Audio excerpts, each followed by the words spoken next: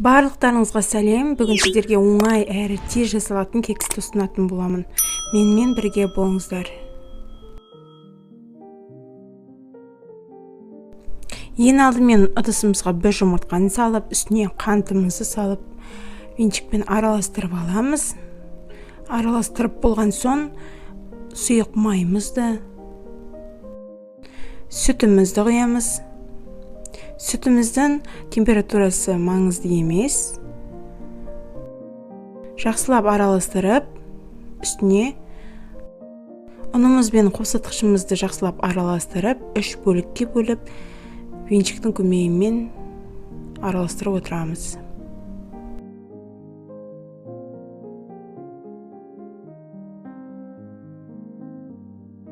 Сұйық массамыз дайын. Енді осы массамызды противень үстіндегі резиновый формаға салып, ортасына вареная сгущенка салдым. Өз қалауларыңыз. Бір қасық вареная сгущенка салып, үстін тағы да сұйық массамен жаба салдым.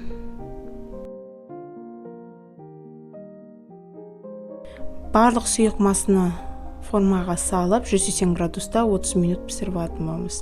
Біздің кексіміз дайын, өте дәмді, жұмсақ болып шықты.